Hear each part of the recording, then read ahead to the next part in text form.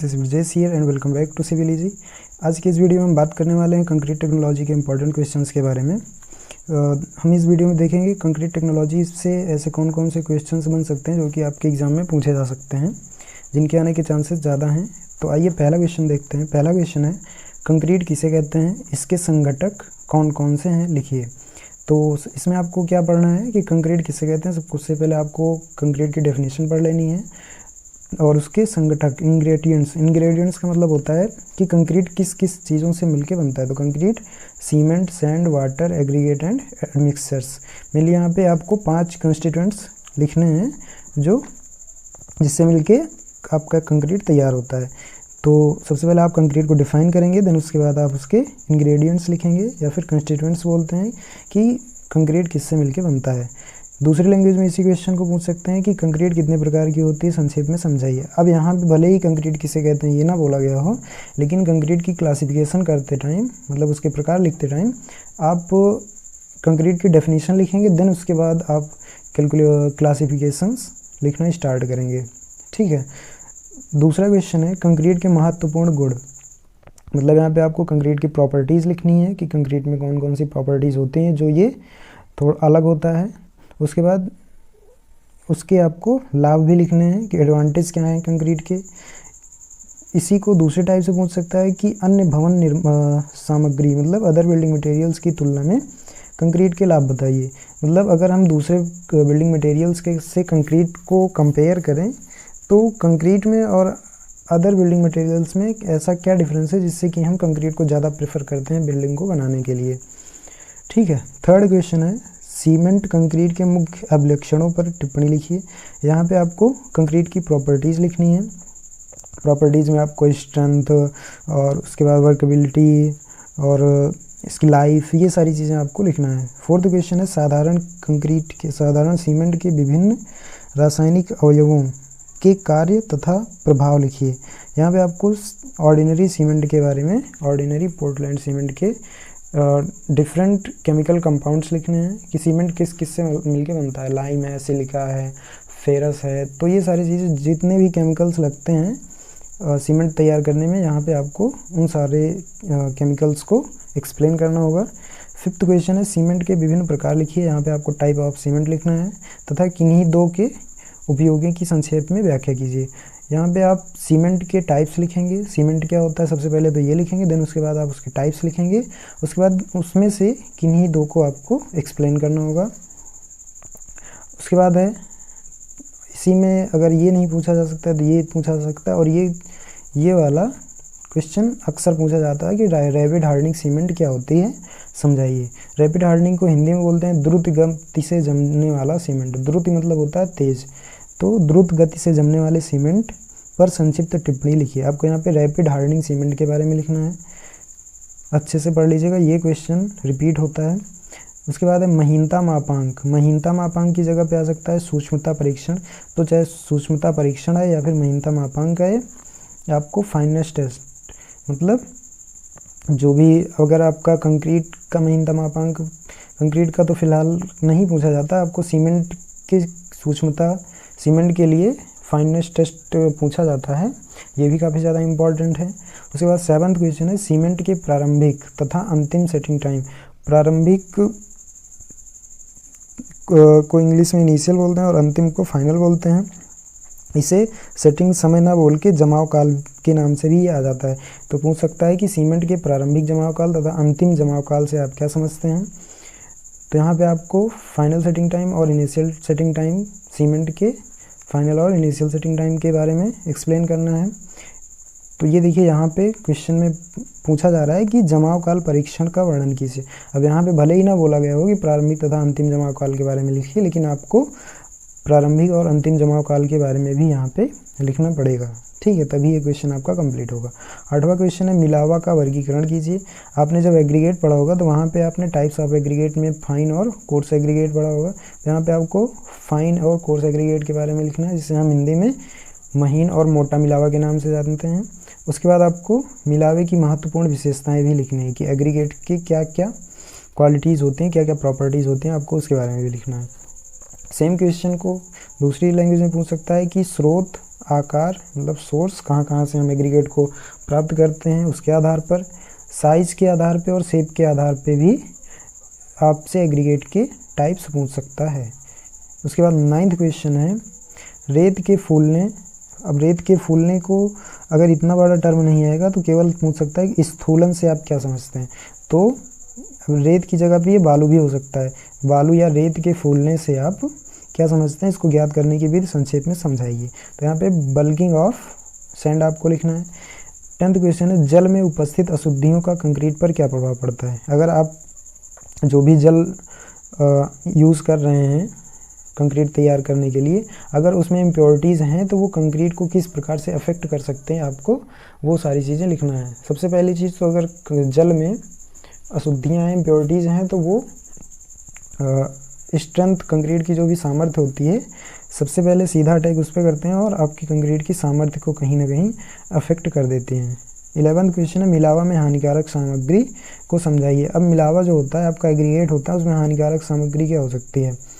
तो हानिकारक सामग्री आपको एग्रीगेट के बारे में लिखना है कि कई बार क्या होता है एग्रीगेट जो भी गिट्टी होती है, मिलावा का मतलब गिट्टी से होता है, गिट्टी और बालू से। मिलावा में महीन मिलावा में रेत या बालू आ जाती है और मोटा मिलावा में आपकी गिट्टी आ जाती है। तो मिलावा में मतलब बालू में और रेत में और गिट्टी में ऐसे कौन कौन से मटेरियल्स हैं जो कि आपके एग्रीगेट को अफेक्ट करते हैं, उसके बारे में लिखते हैं। 12वां क्वेश्चन है सीमेंट के जलायोजन पर प्रकाश डालिए। जलायोजन का मतलब होता है हाइड्रेशन। जब भी आप सीमेंट में पानी मिलाते हैं तो पानी के मिलाने के बाद उसमें रिएक्शंस होती हैं। रिएक्शन होने के बाद जो भी उसमें केमिकल्स होते हैं उनके बीच रिएक्शंस होती है। रिएक्शन होने के बाद आपने देखा होगा कि सीमेंट जमना स्टार्ट हो जाती है कुछ टाइम के बाद। तो वो जो टाइम लगता है सीमेंट के में पानी मिलाने के बाद से जमने तक का जो टाइम पीरियड होता है, वही क्या होता है, जो भी प्रक्रिया उसमें होती है उसे हम हाइड्रेशन या हिंदी में जलायोजन बोलते हैं।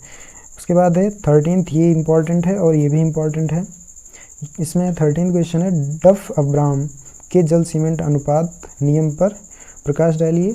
डफ अब्राम एक वैज्ञानिक थे जिन्होंने आपके वाटर सीमेंट रेशियो पर एक नियम दिया था, उस नियम के बारे में आपको लिखना है। इसमें आपको एक फार्मूला भी देखने को मिल जाएगा। तो अगर आप ये नियम आता है तो नियम के साथ साथ आप फार्मूले को भी एक्सप्लेन कर दीजिएगा। नेक्स्ट क्वेश्चन है जल सीमेंट अनुपात की परिभाषा लिखिए तथा जल सीमेंट अनुपात का नियम। यहाँ पे डफ अब्राम नहीं बोला गया, लेकिन आपको डफ अब्राम का नियम ही लिखना है और जल cement ratio water cement ratio क्या होता है उसको आपको परिभाषित करना है। क्वेश्चन सेम है, बस लैंग्वेज थोड़ी सी चेंज है। तो अगर जल सीमेंट अनुपात का नियम आता है तो वहाँ भी आपको डफ अब्राम का नियम ही लिखना है। 14th क्वेश्चन है कंक्रीट की सामर्थ्य तथा जल सीमेंट अनुपात में क्या संबंध है। देखिए यहाँ पे पूछ रहा है कंक्रीट की सामर्थ्य तथा जल सीमेंट अनुपात में क्या संबंध है। अगर आप जल का जो अनुपात है वो घटा देते हैं तब भी कंक्रीट की स्ट्रेंथ पर इफेक्ट पड़ेगा, और अगर आपका ये रेशियो जो है ये बढ़ जाता है तब भी कहीं ना कहीं कंक्रीट की सामर्थ्य पर इफेक्ट पड़ेगा। तो कम होने पर कैसा इफेक्ट पड़ेगा और ज़्यादा होने पर क्या इफेक्ट पड़ेगा उस चीज़ को आपको इसमें पढ़ना है, और इस क्वेश्चन में अगर आता है तो लिखना भी पड़ेगा। उसके बाद कंक्रीट की सामर्थ्य पर जल सीमेंट अनुपात का क्या प्रभाव पड़ता है, क्वेश्चन सेम है। 15th क्वेश्चन है निम्न पर टिप्पणी लिखिए। सेग्रीगेशन क्या होता है, ब्लीडिंग क्या होती है और रुक्षता। ये कंक्रीट जब भी आप तैयार करते हैं तो उसमें पृथक्करण, सेग्रीगेशन को पृथक्करण, उत्सर्जन को ब्लीडिंग और रुक्षता को हार्शनेस बोलते हैं। ये सारे टर्म्स क्या होते हैं, जब भी हम वाटर मिलाते हैं तो वाटर मिलाने के टाइम और उसके बाद जब हम उस पर काम करना स्टार्ट करते हैं तो ये सारी प्रॉब्लम्स वहाँ पे जनरेट होती हैं। तो इनके बारे में आपको एक्सप्लेन करना है। इसके बाद नेक्स्ट क्वेश्चन है 16वां क्वेश्चन है कि पृथक्करण क्या है, इसके विभिन्न कारणों को लिखिए। वही अभी आपने पीछे देखा कि सेग्रीगेशन, ब्लीडिंग जो आपने पढ़ा, ब्लीडिंग मतलब उत्सर्जन को पनियाना भी बोलते हैं। तो अगर क्वेश्चन को थोड़ा टिपिकल बनाना चाहेगा तो ये आपको उत्सर्जन या ब्लीडिंग ना पूछ के पनियाना लिख सकता है। तो कंक्रीट का पनियाना क्या होता है, आप अगर ऐसा क्वेश्चन आ जाता है तो आपको ब्लीडिंग, कंक्रीट की ब्लीडिंग के बारे में लिखना है। उसके बाद है कंक्रीट की अपारगम्यता पर प्रकाश डालिए। इम्परमेबिलिटी ऑफ कंक्रीट आपको यहाँ पे एक्सप्लेन करना है। देन उसके बाद है 17वां क्वेश्चन सम्मिश्रक। सम्मिश्रक का मतलब होता है कंक्रीट में जो भी अदर मटेरियल्स मिलाए जाते हैं, सीमेंट, सैंड, वाटर और एग्रीगेट के अलावा, उन्हें हम एडमिक्सचर्स बोलते हैं। एडमिक्सचर्स कई बार जैसे आपने देखा होगा डैम प्रूफ कोर्स बनती है या फिर एसिलरेटर या रिटार्डर, एज ए रिटार्डर अगर हम कोई मटेरियल या कोई केमिकल यूज़ कर रहे हैं तो वो सारे क्या होते हैं, एडमिक्सचर्स होते हैं। उसके बाद इनके डिफरेंट उपयोग क्या होते हैं उसको भी आपको लिखना है। 18वां क्वेश्चन है कंक्रीट में त्वरक, वही एसिलरेटर या मंदक। अगर आप कंक्रीट में एसिलरेटर मिलाते हैं तो ये जो कंक्रीट के जमने का टाइम होता है इसको कम कर देता है, मतलब कंक्रीट जल्दी जम जाएगा। और अगर आप मंदक यूज़ करते हैं, रिटार्डर से बोलते हैं, तो क्या होगा, कंक्रीट जमने में टाइम लेगा। तो आपको उसके बारे में लिखना है। 19वां क्वेश्चन है कंक्रीट की सुगठिता। सुगठिता को हम सुकार्यता बोलते हैं, इसे इंग्लिश में वर्केबिलिटी बोलते हैं। इसको प्रभावित करने वाले कारक लिखना है। मतलब जब भी आप कंक्रीट तैयार कर लेते हैं, मसाला तैयार कर लेते हैं, तो उसके बाद आपको उस पर काम करना होता है। तो काम करते टाइम कंक्रीट में क्या होना चाहिए जिसके से उसकी वर्केबिलिटी पर कोई इफेक्ट ना पड़े, मतलब उस पे ऑपरेशन ईजिली परफॉर्म किया जा सके, कंक्रीट से जो भी हम कार्य करने वाले हैं वो हम आसानी से कर सकें। तो ये क्या होता है, सुकार्यता होता है या सुघट्यता। तो इसको कौन कौन से कारक प्रभावित कर सकते हैं, आपको इसमें ये सारी चीज़ें लिखनी पड़ेंगी। 20वां क्वेश्चन है अवपात परीक्षण, ये भी काफ़ी ज़्यादा इंपॉर्टेंट है। स्लम्प टेस्ट आप विद फिगर एक्सप्लेन करेंगे, सचित्र वर्णन बोला जा रहा है। 21वां क्वेश्चन है कंक्रीट मिश्रण, मिश्रण को मिक्स बोलते हैं। ये ज़्यादातर कंक्रीट मिक्स के नाम से पूछा जाता है, तो कंक्रीट मिक्स किसे कहते हैं, इसके निर्धारण के उद्देश्य। 22वां क्वेश्चन है मिश्रण अभिकल्पन, मतलब मिक्स डिजाइन को परिभाषित करें तथा इसके उद्देश्य लिखिए। मतलब आप जब भी कंक्रीट तैयार करते हैं तो उसके लिए क्या होता है, एक प्रॉपर रेशियो होता है, तो आपको उसके बारे में एक्सप्लेन करना है कि मिक्स डिजाइन क्या क्या होते हैं। फिर 23वां क्वेश्चन है कंक्रीट मिक्स के चयन को प्रभावित करने वाले कारकों का स्पष्टीकरण करना है। यहाँ पे कंक्रीट मिक्स को कौन कौन से कारक प्रभावित कर सकते हैं आपको उसके बारे में एक्सप्लेन करना है, पढ़ना है। उसके बाद 24वां क्वेश्चन है कंक्रीट की सामर्थ्य पर उच्च ताप का क्या प्रभाव पड़ता है, लिखिए। अब देखिए उच्च ताप का मतलब है कि वो उच्च ताप और निम्न ताप दोनों भी हो सकता है।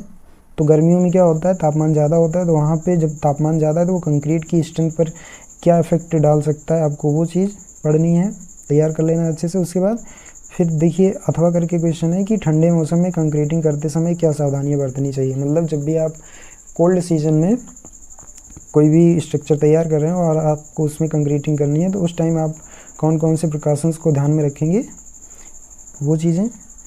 25वां क्वेश्चन है तैयार कंक्रीट या बहुलक या रेडीमिक्स कंक्रीट। अब देखिए इसके 3 नाम हैं, तैयार कंक्रीट, इसी को जब दूसरी लैंग्वेज में पूछेगा बहुलक, या फिर रेडीमिक्स कंक्रीट को संक्षेप में आपको समझाना है।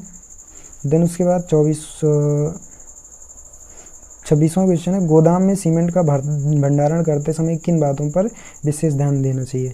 मतलब अगर आप सीमेंट को स्टोर करके रख रहे हैं कहीं भी गोदाम में या फिर आप घर पे रख रहे हैं, तो उसको रखते टाइम किन किन बातों का आप विशेष ध्यान देते हैं। तो उसमें कुछ चीज़ें जैसे कि जिस कमरे में रखें या जिस जगह पे रखें वो चारों तरफ से बंद होना चाहिए, नमी ना हो, थोड़ा आप जो भी वहाँ का ग्राउंड लेवल होता है, मतलब पृथ्वी की सतह होती है उससे ऊपर या फिर उस पर पॉलीथीन डाल के या फिर ईंट की एक लेयर बिछा के, तो ये सारी चीज़ें आपको भंडारण करते समय इन्हीं बातों पे ध्यान देना। तो आपको यहाँ पे ये चीज़ें लिखनी है। अथवा में यही क्वेश्चन सेम चीज़ है, बस लैंग्वेज चेंज है कि भंडारण अवधि का सीमेंट की सामर्थ्य पर क्या प्रभाव पड़ता है।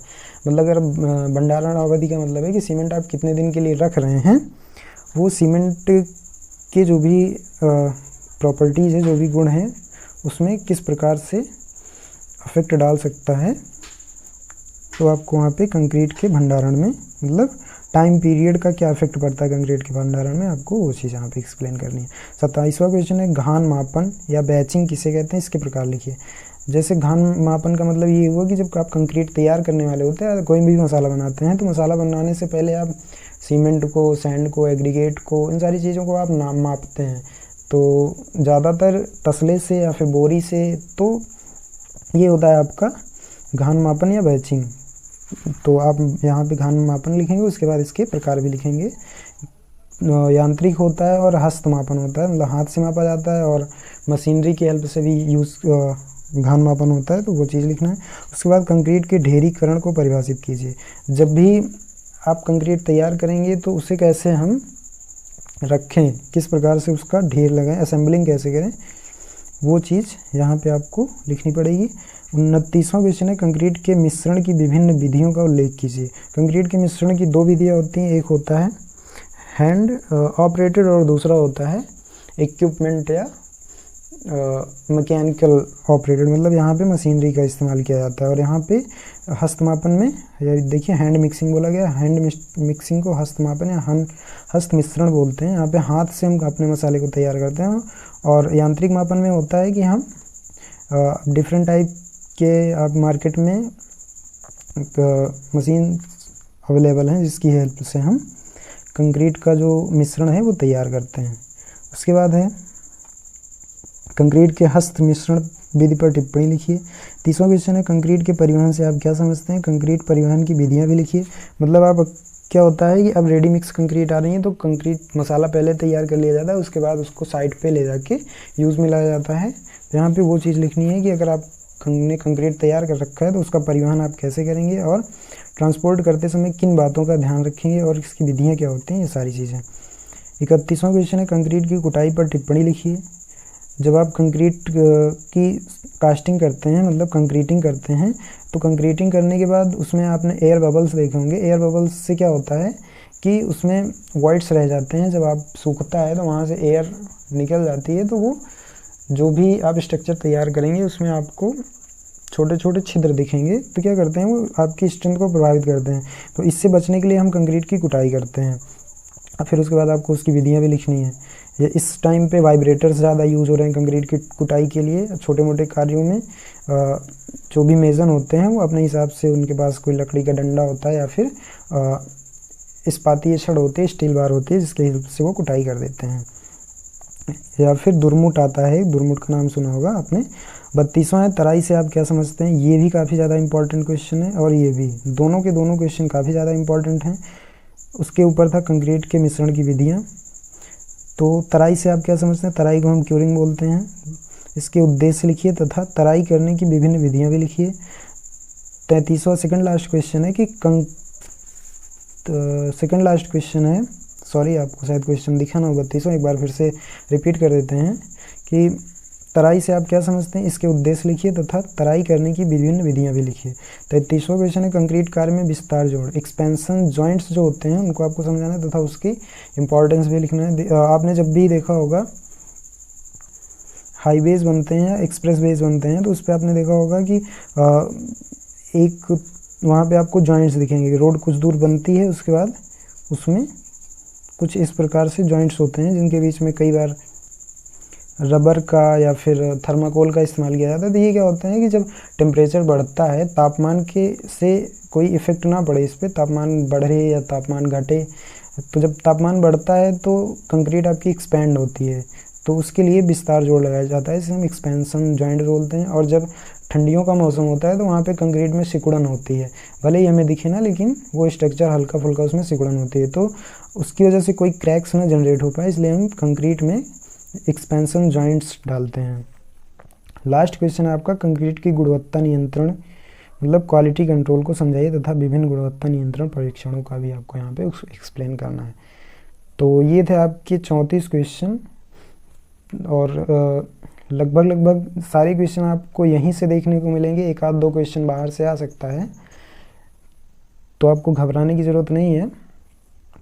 ज़्यादा से ज़्यादा क्वेश्चन आपको यहीं से, जितना आपको हमने 34 क्वेश्चन बताए हैं, इस यहीं से देखने को मिलेंगे। तो आप क्वेश्चंस को अच्छे से तैयार कर लीजिएगा। अभी आपके पास टाइम है, बहुत ज़्यादा नहीं है, बस आपको एक बार सरसरी निगाह से देखना है, बस रिवीजन करना है। तो सारे क्वेश्चन को आप अच्छे से पढ़ लीजिएगा और एग्ज़ाम की अच्छे से तैयारी कीजिए। एग्ज़ाम के लिए आपको बेस्ट ऑफ लक। आज के लिए बस इतना ही। जय हिंद, जय भारत।